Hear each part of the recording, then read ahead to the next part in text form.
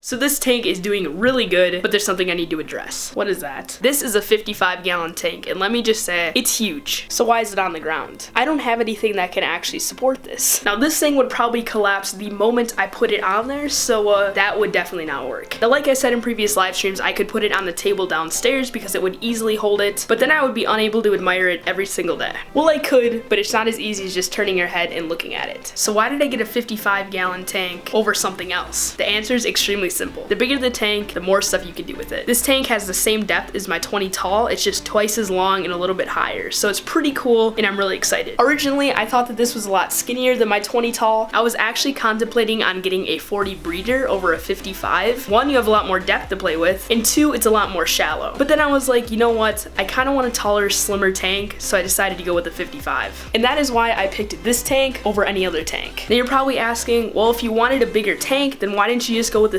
75 or a 125? That question is also easy to answer. One, I don't have the budget for a tank that big, and two, it would probably fall through my floor, which obviously would be awful. You're also probably wondering why I got it now instead of finishing this tank first and then getting it. First of all, I wanted it to be completely cycled. Now like I mentioned earlier, I'm going to be putting my sponge filter in here, so it's going to be 100% cycled right away. But I wanted to give it a little bit extra time so that way the water's absolutely perfect before I start adding fish. So that's why I wanted to get it earlier, because the earlier, the better. The second reason I got it is because the Petco $1 per gallon sale is going on. The $1 per gallon sale only goes up to a 29 gallon, but everything else is 50% off. So I got my 55-gallon tank for $64, which is like unbelievable, considering that it's normally like 100 something.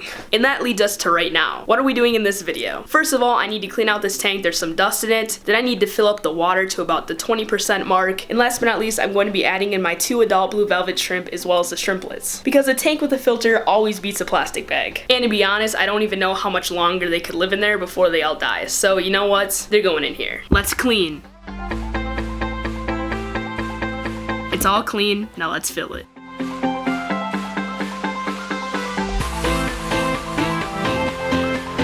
We're all done adding water in the tank, so now I'm just going to add in the sponge filter and the heater and we'll be good to go. Now all I have to do is just add in my heater and hook up the air lines.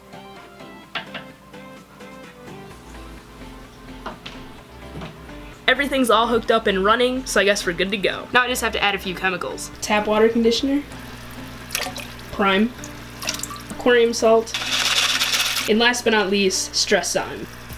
Now that the tank is completely finished and ready to go, I'm going to be adding in my blue velvet shrimp and their shrimplets. I'm just going to set them in here and let them acclimate for a little bit. I can't really think of a good way to add these shrimp to the tank, so I'm just going to end up dumping the entire bag in here. I know you shouldn't cross-contaminate your water, but it's the only way I can make sure that they're in there. Now I've seen no signs of shrimplets yet, but I mean obviously I just added them in, so they're probably hiding somewhere. Hopefully eventually they'll turn up and I'll be able to see them. As for the parents, they're doing awesome. Anyway, that's about it. If you enjoyed, make sure to hit that like button. It helps me out tremendously and it only takes a few seconds. And if you're new, this would be the perfect time to subscribe as I still have to aquascape and add fish to this tank. Speaking of which, if you have any suggestions for fish, aquascape, filtration, lighting, stand, anything, make sure to leave them down below. It helps me out tremendously. And I'll see you all later. Have a wonderful day.